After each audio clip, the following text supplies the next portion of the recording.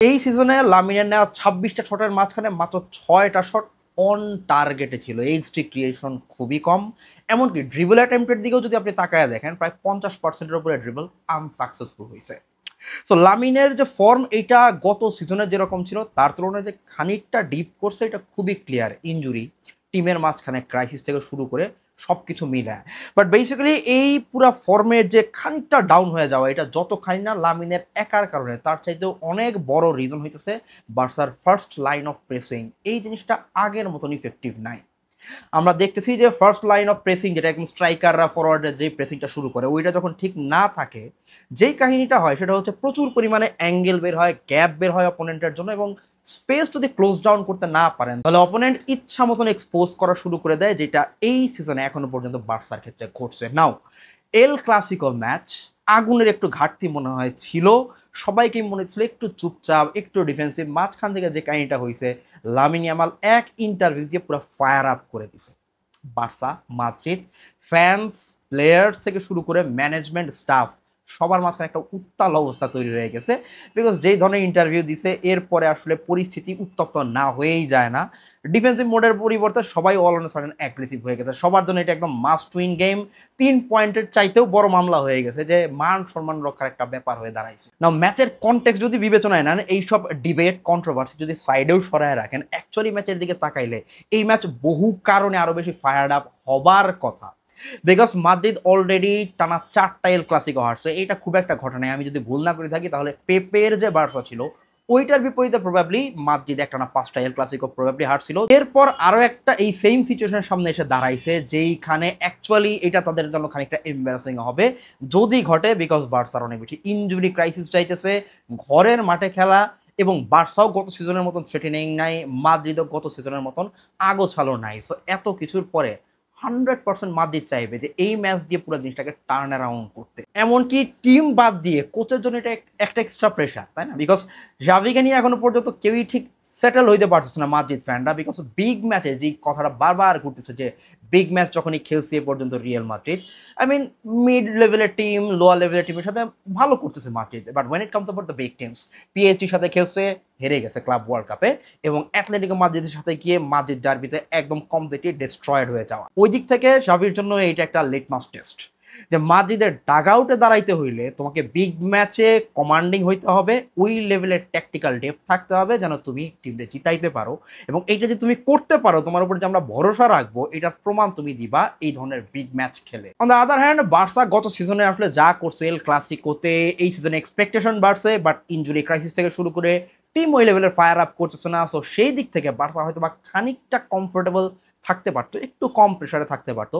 But actually at the end of the day league leader কিন্তু এখনো পর্যন্ত Madrid 2 point আগায় আছে। এই ম্যাচ যদি মাদ্রিদ দিতে যায় 5 পয়েন্টের gap, that's a huge one.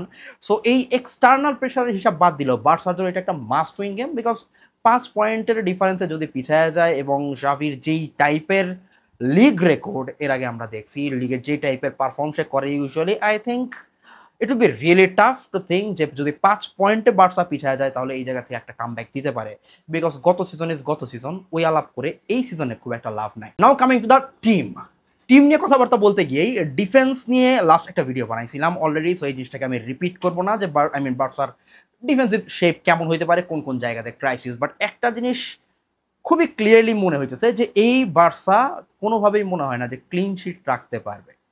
The question is কয় গোল বার্সা খাবে। বিকজ যেইভাবে এক্সপোজ হচ্ছে, এর বিপরীতে যদি এল ক্লাসিকোতে বার্সা সামহাও ক্লিন শিট রাখে, এটা একটা মিরাকুলাস ব্যাপার হবে, অবিশ্বাস্য ব্যাপার হবে। আই মিন এটা চিন্তা ভাবনাও করা যায় না যে বার্সার ডিফেন্সিভ পোস্ট যে লেভেলে যাচ্ছে, এই সিচুয়েশন থেকে বার্সা ক্লিন শিট ক্লেম করতে পারে। দ্য বিগেস্ট কোশ্চেন ইজ কয়েক গোলের মধ্যে অ্যাকচুয়ালি মাদ্রিদকে কন্টেইন করতে পারে বার্সা, অ্যান্ড তার চাইতে বেশি গোল স্কোর করতে পারে কিনা। বাট ভালনারেবিলিটির কথা বললে ডিফেন্স ইজ দ্য এরিয়া, যেই জায়গাটাতে বার্সার জন্য সবচেয়ে বড় কনসার্ন। অ্যান্ড এইটা কিভাবে প্রেসের সাথে রিলেটেড, কিভাবে অ্যাটাকারদের প্রেসিং এই জিনিসটাকে ইম্প্যাক্ট করে, এটা নিয়ে আমি অলরেডি কথাবার্তা বলছি, ওই জিনিসটাও রিপিট করবো না। বাট ডিফেন্স যদি সবচাইতে উইকনেসের জায়গা হয়, যে জায়গাটাতে অবভিয়াসলি মাদ্রিদেরও খানিকটা গ্যাপ আছে, বাট হাউসেন ব্যাক করছে, কারভাল ব্যাক করছে দেখলাম, অ্যান্ড ট্রেন্টও ব্যাক করছে। সো কে কতখানি স্টার্ট করবে I am not really sure, but Huijsen fit থাকলে 100% স্টার্ট করার কথা। বিকজ মাদ্রিদকেও দেখা যাইতেছে যে এই সিজনের ডিফেন্সিভলি স্ট্রাগল করতেছে, but midfield is the area যেই জায়গাটাতে বার্সা খানিকটা আপার হ্যান্ড পাবে। বেসিক্যালি আমার নিজের যেটা দৃঢ় বিশ্বাস যে বার্সা যদি ম্যাচ জিততে চায় তাহলে মিডফিল্ডারদেরকেই আগায় আসতে হবে, তাদেরকেই বল সাপ্লাই দেওয়া লাগবে, তাদেরকেই ইন্টারসেপ্ট করার কাজটা করতে হবে। এই জায়গাটা খুবই ভাইটাল, বিকজ এই জায়গায় আই ফিল যে বার্সার মেট খানিকটা আগানো। প্রবলেম হইতেছে এইটাই যে পেদ্রিকে আমি লাস্ট ম্যাচে দেখছি লম্বা সময় পর্যন্ত খেলাইছে, এই সিজনে এখনো পর্যন্ত একটা হিউজ অ্যামাউন্টের মিনিট খেলে ফেলছে পেদ্রি, ন্যাশনাল টিম এভারেজ পায় নাই, প্রত্যেকটা জায়গায় মনে হয়েছে যে অনেক বেশি টায়ার্ড। সো হোপফুলি এল ক্লাসিকোতে এটার কোনো ইম্প্যাক্ট করবে না, বাট উইনো যে বার্সার মিডফিল্ডের একদম কোর, ইনফ্যাক্ট পুরো টিমের কোর হচ্ছে পেদ্রি ফ্র্যাঙ্কির যে ডুও এইটা। অ্যান্ড এই জায়গাটাতে বার্সা অন দা বলে যখন বল পায় থাকে, পজিশনে থাকে, ভালো করে। কিন্তু প্রবলেম একটাই যে ফ্র্যাঙ্কি এবং পেদ্রি তাদের কেউই আসলে অ্যাকচুয়াল ডিফেন্সিভ মিডফিল্ডার না, ডিফেন্সিভ কাজকর্ম পালন করে। এখন এই দুজন যদি স্টার্ট করে তাহলে মাদ্রিদ যদি প্রেসিংটা ভালো করে, যেটা এই সিজনে তারা অ্যাকচুয়ালি করতেছে, তাহলে বার্সার জন্য 100% problem is there. I mean যদি একটু মনে করে দেখেন যে লাস্ট কোপা দেল রের ফাইনালের ক্ষেত্রে যেটা হয়েছে, তখন কার্লো এরকম একটা সেট আপ দাঁড় করাইলো যে জায়গাতে পেদ্রি অ্যান্ড জুড বেলিংহাম তারা মোটামুটি দুজন সেপারেটেড হয়ে গেল।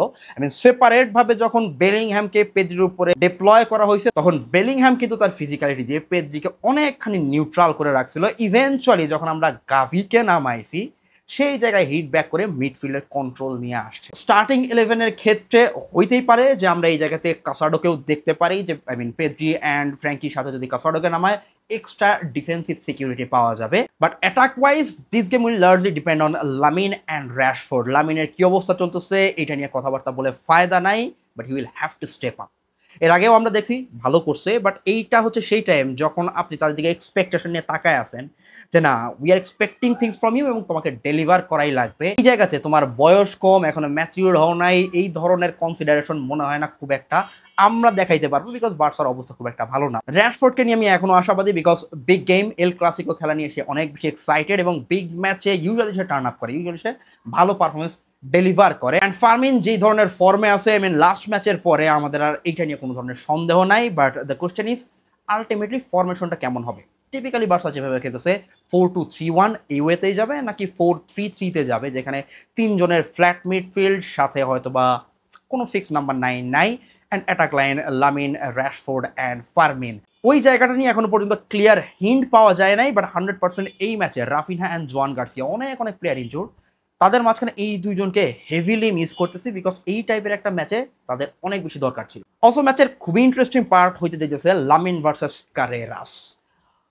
বিগ ম্যাচের কথাবার্তা যদি বলি, আই মিন কারেরাস অ্যান্ড একই সাথে যদি আমরা হাউসেনের কথাবার্তা বলি, দেখেন গত সিজনে মাদ্রিদের ডিফেন্স যেরকম ছিল, ইনফ্যাক্ট টোটাল টিমের দিকে যদি তাকান, বল পায়ে রাখতে তারা হেভিলি স্ট্রাগল করছে। এমন প্লেয়ারই ছিল না যারা বল পায়ে খুব কমফোর্টেবল। এই সিজনে তারা অ্যাকচুয়ালি তাদের ডিফেন্সের টাকা পয়সা ঢেলে ইমপ্রুভ করছে। কারেরাস বলেন, হাউসেন বলেন, তারা বল পায়ে রাখতে কমফোর্টেবল, তারা একদম লাইন ব্রেকিং পাস দিতে খুবই কমফোর্টেবল। অ্যান্ড অলসো মিডফিল্ডে তো আর্দা গুলার আছেই, যার সাথে এমবাপ্পের কানেকশন ফ্যান্টাস্টিক। বাট এই লামিন ভার্সেস কারেরাস এই জিনিসটা একটা ভাইটাল ফ্যাক্টর হবে। এর আগে আমরা দেখছি লামিন ভার্সেস নুনো মেন্ডেসের যে ডুয়েল, এটা নিয়ে অনেক কথাবার্তা হয়েছে। নাও কারেরাসের বিপক্ষে কিন্তু লামিন এর আগে খেলছে, ডিফেন্সিভলি কারেরাস আসলেই ভালো করছিল যখন বেনফিকার এগেইনস্টে ম্যাচটা হয়েছে। নাও মাদ্রিদ টিমের দিকে তাকাইলে of course we have to say যে এই টিম মোর দেন কেপেবল এনাফ বার্সাকে হারানোর মতন, তাদের যথেষ্ট পরিমাণে ফায়ার পাওয়ার আছে। এখন এটা সত্যি কথা, যেমন বেলিংহ্যাম ইনজুরি থেকে ব্যাক করছে, ফুল রিদমে ঢুকতে পারে নাই। অলসো বেলিংহ্যাম যদি লাইন আপে থাকে তাহলে মিডফিল্ডের ডায়নামিক কেমন হবে এইটা এখনো পর্যন্ত যে সাভি সর্ট আউট করতে পারে না, এটা খুবই এভিডেন্ট যে আসলে সবগুলো প্রোফাইলকে একত্রে কিভাবে মোল্ড করবে এবং কার রোল কোন জায়গাতে, এই জায়গাটাতে খানিকটা কনফিউজড মনে হইতেছে। তাও দুইটা টিমের যদি স্কোয়াড বিবেচনা করি, আই উড সে যে মাদ্রিদের ব্যাকআপ বেশ ভালো, বেঞ্চ স্ট্রেংথ সহ বেশ ভালো। অ্যান্ড এত ইনজুরির পরেও বার্সার স্টার্টিং 11-এর দিকে তাকাইলে যেটা মনে হয় যে তাদের স্টার্টিং 11 ডিসেন্ট না। আপনি যদি তাকান, ইয়েস অনেক প্লেয়ার ইনজুর্ড, বাট তারপরেও যেই 11টা এই জায়গাতে আলটিমেটলি খেলবে এটা খুব একটা খারাপ কোনো কিছু না। বাট প্রবলেমটা এই জায়গাতেই, যদি আমাদের প্ল্যান এ কাজ না করে প্ল্যান বি বা সিতে যদি যাওয়া লাগে, যদি আমরা একটু স্কোয়াড ডেপথের দিকে তাকাই, বেঞ্চ অপশনের দিকে তাকাই, এই জায়গাতে এই মুহূর্তে বার্সার ক্রাইসিস চলতেছে। আই মিন আমাদের বেঞ্চ থেকে গাভি উঠে আসতেছে না যে সে এক্সট্রা কোনো কিছু অ্যাড করবে, আমাদের বেঞ্চ থেকে অলমো উঠে আসবে না যে হুট করে এসে একটা মোমেন্ট ক্রিয়েট করলেও করতে পারে, আমাদের বেঞ্চ থেকে লেভানডস্কি উঠে আসবে না যে যদি বক্স হুট করে ক্র্যাশ করা লাগে তাহলে সেই জায়গাতে প্রেজেন্সটা দেখাবে। সো এই জায়গাগুলো আই থিঙ্ক বার্সা ভালো রকমের মিস করবে। ইনফ্যাক্ট ফ্লিকের না থাকাটাই একটা বড় রকমের miss. But at the end of the day I would say যে ক্লাসিকো দিন শেষে খুবই আনপ্রেডিক্টেবল। আপনার যতই গাট ফিলিং হোক যে এই টিম স্ট্রং, এই টিম উইক, ক্লাসিকোতে ইউজুয়ালি ওই পার্টিকুলার দিনে যে টিমটা বেশি ইন্টেন্সিটি শো করে তারাই লাস্ট পর্যন্ত জেতে। আই মিন ক্যালিবারের কথা যদি বলেন, প্লেয়ার প্রোফাইলের কথা যদি বলেন, কোনো টিমেই জিনিসটা খুব একটা কম নাই। মূল ব্যাপার হচ্ছে যে ম্যাচ চলার সময় কোন টিম বেশি পরিমাণে হাঙ্গার দেখাচ্ছে, ইফোর্ট বেশি দিচ্ছে, এক। দুই নাম্বার হচ্ছে যদি ফার্স্ট প্ল্যান কাজ না করে কে কত দ্রুত কাউন্টার প্ল্যানিং করে ম্যাচটা ট্যাকটিক্যালি বের করে নিয়ে আসতে পারে। সো প্রেডিকশনের খেলায় আমি যাব না। ফার্স্ট থিং হচ্ছে ম্যাচ জিততে হবে বার্সার।